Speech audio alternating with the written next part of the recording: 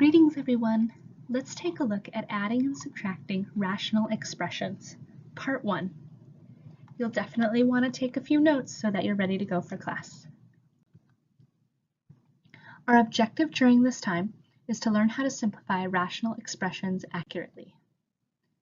Let's do a quick review of adding and subtracting regular fractions. The key point that I need to remember is I need to have a common denominator. So in this case, I already have a common denominator of 6, so I just carry that over and I add the numerators. Think about it this way. If I have 3 cows plus 4 cows, I'm going to end up with my 7 cows. But I can't have 2 times cows plus 3 ducks. That doesn't work. So that's why we need those common denominators. Let's take it to the next step with rational expressions. In order to add or subtract rational expressions, we need those like denominators. We are going to simply add or subtract their numerators and make sure that your final answer is simplified, meaning if something simplifies down to 1, take care of that. Let's see what this looks like in action. If I take a look at this example, the first thing I want to look at is my like denominator. For that like denominator, I'm going to carry it over. And then I'm going to add the numerators. Check to see if your fraction will reduce. And in this case, it doesn't. So I'm going to leave it just the way it is. Let's take a look at another example. I have my like denominators of x minus 5, so carry that over. If I subtract my numerators, I end up with subtracting the 15. Now here's an example where we need to take an extra step. If I look at that numerator, it has a GCF. Let's take out that GCF and see what we have left over.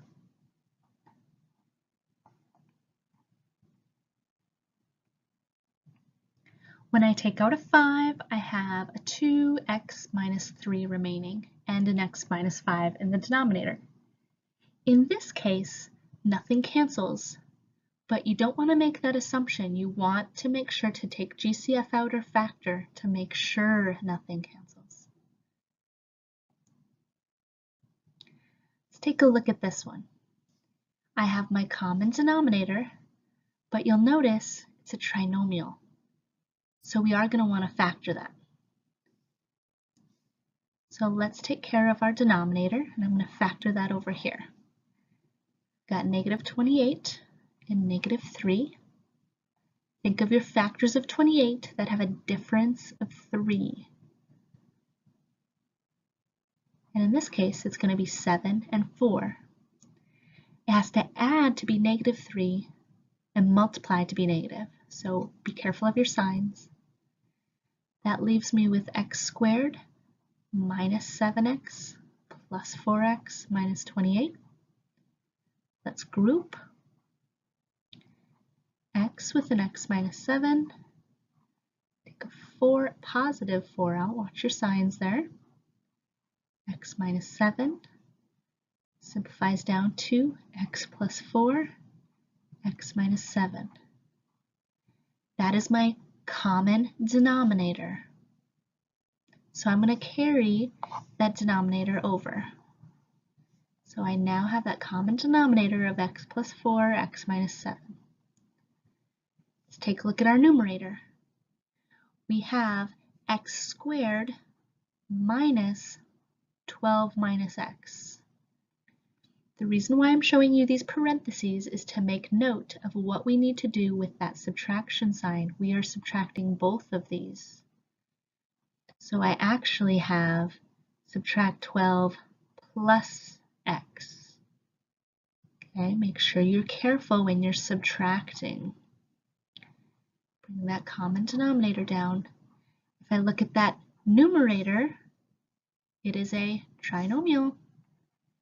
So I need to factor my first and last, which actually I should rearrange it first, right? Plus x minus 12. That make it a little bit easier to see? There we go. So now let's take care of a times c, b, factors for 12 that add to get 1. Let's take a look at 3 and 4. And it needs to be a negative 3. So we now have x squared minus 3x plus 4x minus 12. Let's do some grouping. X, so I have x minus 3. Take out a 4, so I have x minus 3.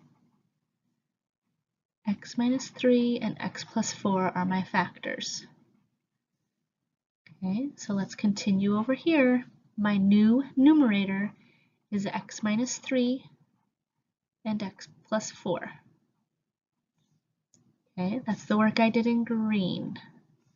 Let's take a look at our denominator. Our denominator is x minus 4, x minus 7. That's the work that I did in blue. Now if you notice, I made a little mistake. I didn't carry over my plus. It was actually x plus 4. So plus 4 plus 4. Sorry about that.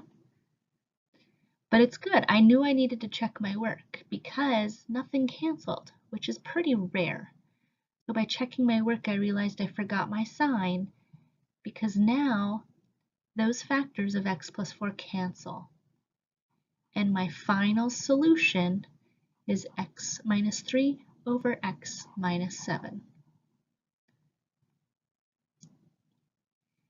So compared to the previous lesson, the only additional part here was taking care of the subtraction.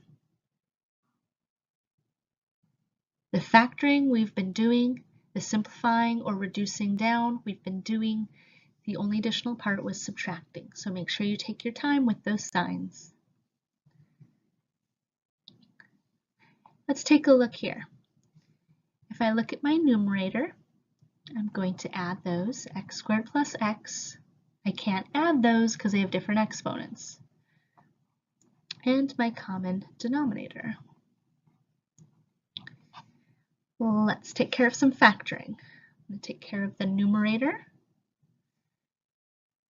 The numerator, I can take an x out, which leaves me with x plus 1. It's my GCF, and that's actually all I can do. So I end up with x over x plus 1. Let's take a look at the denominator. That is a trinomial or a quadratic, so I do need to do a little bit of work. Let's set up a c method. 2, because it's a times c. b goes on the bottom. The only factors of 2 are 2 and 1. That does add to get me 3. Everything's positive. So let's rewrite that so that we can group them together. So we replaced our middle term. Let's take care of grouping. I'm going to take out an x, so I have a 2x plus 1. Can't take anything out, but I can always take a 1 out. So make sure you don't forget about that. My common factor is 2x plus 1, and I have x plus 1 remaining. That is now my factored denominator. If I take a look at my work here, I have x plus 1 divided by x plus 1 is 1. So those we are able to currently eliminate. I have x remaining and the factor of 2x plus 1 remaining. I can't simplify anything else because this is a factor. It needs to stay together. So that would be my final solution. So if we look through these examples, we've done one with subtracting, one with adding, and make sure you carry that common denominator over and factor everything that's possible to see what will reduce. As always, if you have questions, make sure you let me know. Visit before or after class. Always willing to provide extra help, or in the Sabre Center, you can always get assistance as well. We'll see you next time.